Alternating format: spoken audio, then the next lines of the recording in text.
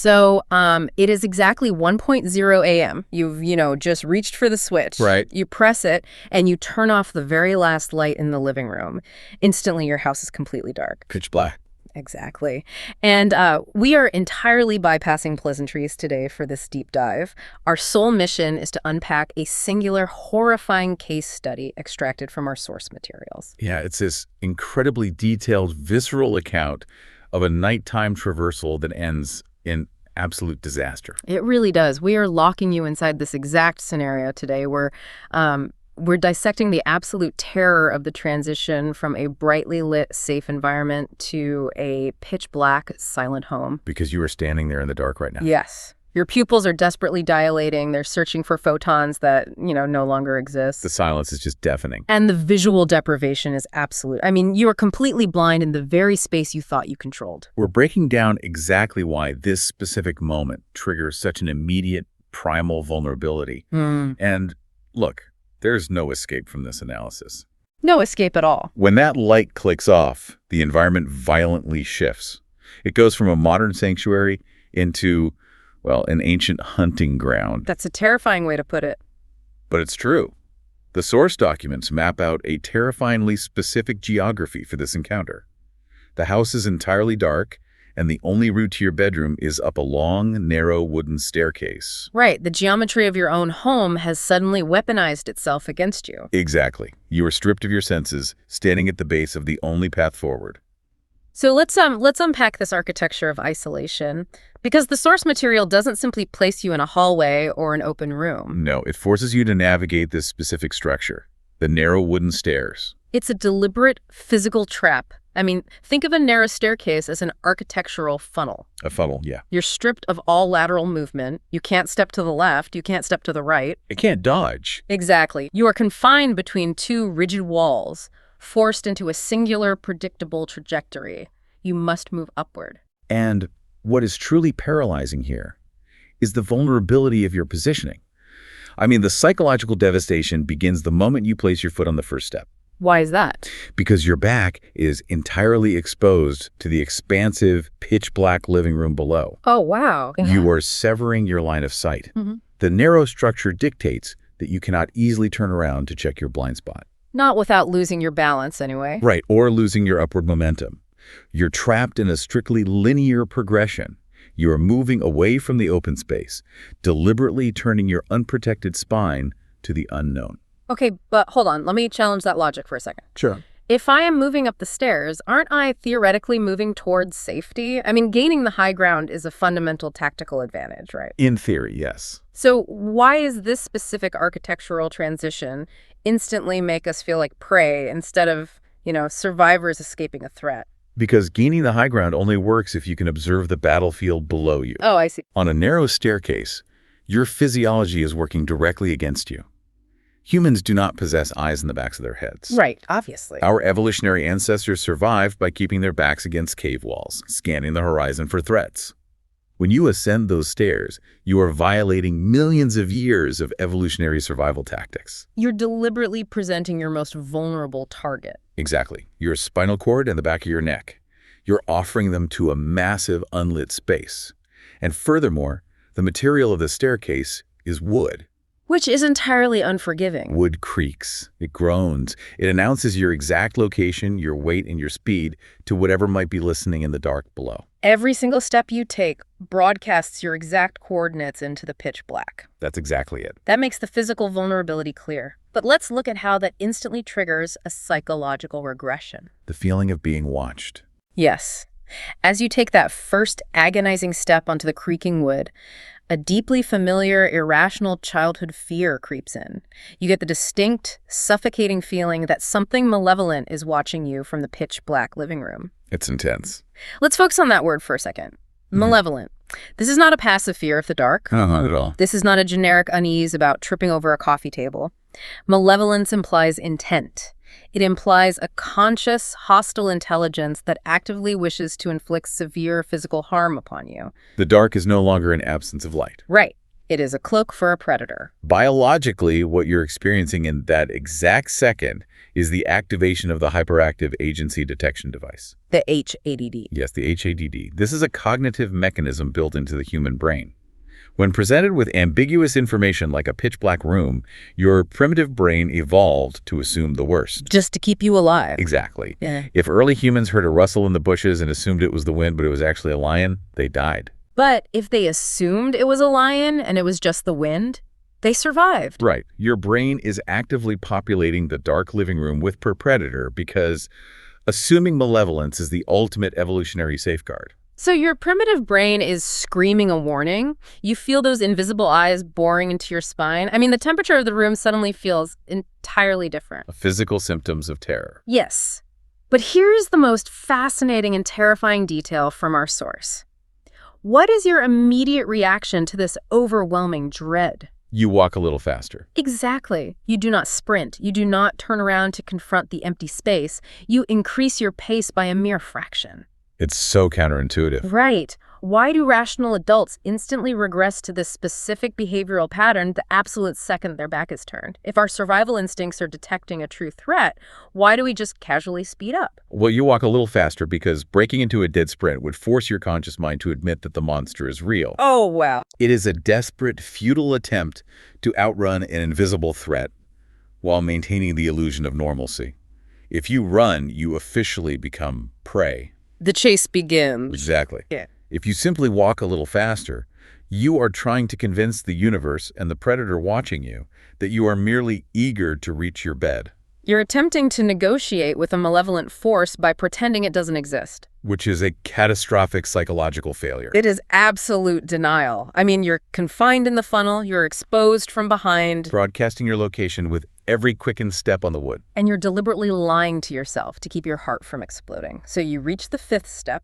You are now elevated. Physically disconnected from the ground floor. Right. And this is exactly where the auditory intrusion violently shatters your fragile illusion. The turning point. By the fifth step, you hear it. A slow, heavy, wet footstep at the bottom of the stairs. The horror shifts instantly from a psychological feeling of being watched to a physical, undeniable auditory reality. We really need to analyze the sensory devastation of those three adjectives. Slow, heavy, wet. Absolutely.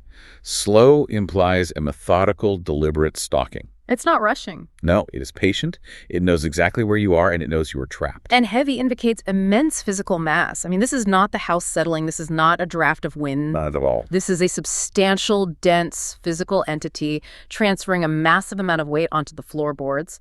The wood groans under the pressure. But the most terrifying descriptor by far is wet. Yes. Why is it wet? We must explore this incongruity. You are inside a dry, modern home.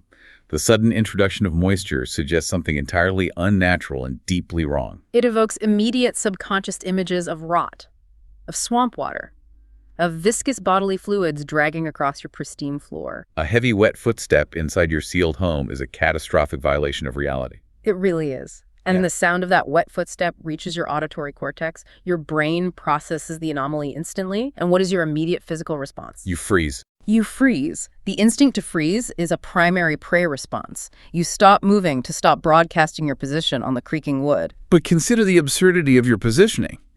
You're on the fifth step. Right, your back is still turned. You are perfectly exposed. And in this moment of absolute paralyzing terror, your brain delivers a lethal lie. You tell yourself it's just the house settling. Yes. I have to aggressively push back on this cognitive response. Why do we do this? I mean, if I hear a slow, heavy, wet footstep in a dry house, my brain knows unequivocally that a biological entity has breached my perimeter. Of course it does. The house settling is a dry sound. It is a sharp pop of contracting wood or shifting foundation. It is never a slow, heavy, wet impact that perfectly mimics a bipedal stride. Never. So why does the prefrontal cortex actively override the survival instinct? Why do we lie to ourselves right when we need the adrenaline to survive? Think of this rationalization as a cognitive spam filter operating under extreme duress. A scam filter. Yes. The reality of a massive, wet predator standing at the base of your stairs is a psychological virus. If your conscious mind fully accepts that reality in that exact millisecond, your system will crash. You would dissolve into absolute hysteria. Exactly. Your brain labels the terrifying auditory data as the house settling and violently shoves it into the spam folder just to keep you functioning. Wow. It feeds you a comfortable delusion to protect you from the sheer mind-breaking terror of acknowledging the entity standing inches behind you. But that rationalization is a lethal defense mechanism.